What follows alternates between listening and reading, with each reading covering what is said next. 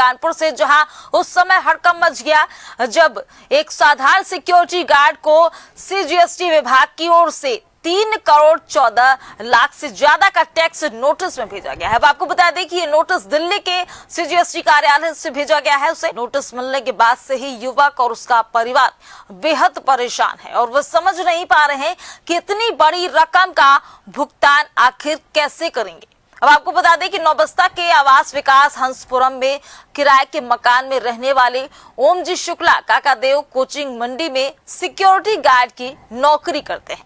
पीड़ित के मुताबिक करीब 2 हफ्ते पहले उनके नाम एक पेज का टेक्स्ट नोटिस आया था, जो शुरुआत में फर्जी मानकर नजरअंदाज कर दिया गया था, लेकिन 21 अगस्त को उन्हें 32 पन्नों का लंबा चौड़ा नोटिस मिला, जिसकी जानकारी भारतीय उद्योग व्यापार मंडल के प्रदेश अध्यक्ष ज्ञानेश मिश्रा को देते हुए दस्तावेजों की जांच कराई गई।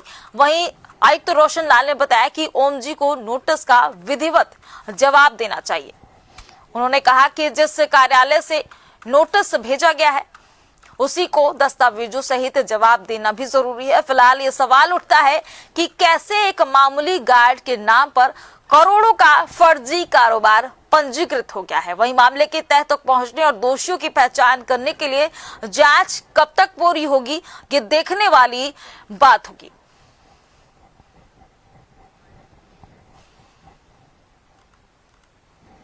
3.5 करोड़ रुपए के ऊपर दिल्ली से जीएसटी से पोस्ट के द्वारा मुझे नोटिस भेजा गया, जो कि मेरे पैन कार्ड से किसी ने जीएसटी नंबर बनवा लिया है दिल्ली में, मेरे ही नाम ओम इंटरप्राइजेज से फर्म खोली है और जो कि अब चल रही है या नहीं मैं नहीं जानता, लेकिन उसका टैक्स उन लोगों ने पे नहीं किया है। तो दिल्ली सीजीएसटी ने मेरे नाम से 3.5 करोड़ रुपए से ज़्यादा का नोटिस मुझे पे करने के लिए भेजा हुआ है। क्या लगता है कि कौन लोग हैं, कैसे आपको नोटिस मिल गया? अब उन्होंने पोस्ट के द्वारा नोटिस भेजा, तभी भी मुझे इसकी जानकारी हुई कि मेरे नाम से मेरे पैन कार्ड का मिसयूज करके कोई कंपनी चल रही है जिस पर 17 करोड़ रुपए का कपड़े का व्यापार किया गया है। उसका टैक्स उन लोगों ने नहीं भरा है। उस टैक्स को भरने के लिए गवर्नमेंट ने मुझे नोटिस दिया। क्या करते हैं? मैं गार्ड का काम करता हूँ, रात में कोचिंग संस्था है उस पर। क्या लगता है कि नोटिस आने का कारण क्या है? अब उन लोगों ने जीएसटी नहीं भरा है, वो लोग जीएसटी बचाना चाहते थे। अब उन लोगों ने मेरे पैन कार्ड का मिसयूज किया, तो अब जिसका पैन कार्ड है गवर्नमेंट ने उसके पास नोटिस भेज दिया। इसकी शिकायत आपने कहीं पे करी? इसकी शिकायत मैंने 112 में की थी और क्षेत्रीय थाने में भी की थी। तो उन्होंने बोला ये जीएसटी का मामला है, वहाँ जाओ। कल यहाँ के जो जीएसटी आईएएस हैं रोशन लाल जी, उनसे मुलाकात हुई है कुछ व्यापारियों के द्वारा। तो उन्होंने बोला इस चिट्ठी का तुम जवाब दो ताकि उनको भी पता चले कि हाँ तुम्हारे साथ फ्रॉड हुआ है। देखिए, हमारे घर से 2-3 किलोमीटर दूर हंसपुरम आवास विकास है, वहीं रहता है वो। ओम जी शुक्ला उसका नाम है। उसके नाम से ओम इंटरप्राइजेज एक फर्म, किसी ने उसका आधार कार्ड कहीं से ले लिया, आधार कार्ड के बिहाफ पर पैन कार्ड भी बन जाता है।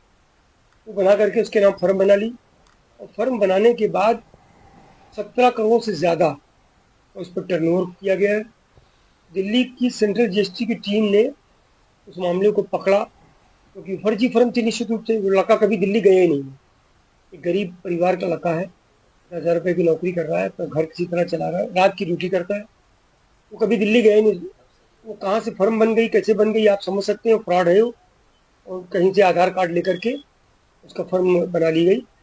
3 करोड़ जब उसके पास करीब 15 दिन पहले एक सम्मन आया, सम्मन उसने लोगों को दिखाया, तो तुम्हारे नाम सम्मन क्यों, कि फर्जी आ गया लगा। एक सिक्योरिटी गार्ड जो रात में कोचिंग सेंटर में ड्यूटी करता है, उसके नाम से 17 करोड़ का कपड़े का कारोबार का दावा किया गया और फिर सेंटर जीएसटी ने उसके खिलाफ 3 करोड़ से ज़्यादा का टैक्स का नोटिस भेज दिया। जैसे ही ये नोटिस उसको पीड़ित को मिली, उसने कुछ व्यापारियों के साथ मिलकर कल सेंटर जीएसटी अधिकारियों से मिलने पहुंचा और उसने कहा कि जांच कर कार्रवाई की जाएगी। सवाल ये खड़ा होता है कि क्या ये सिस्टम की गलती है या फिर एक धोखाधड़ी का हिस्सा। वीडियो जर्नलिस्ट विक्रम के साथ दीपक यादव, जेएमडी न्यूज़ कानपुर।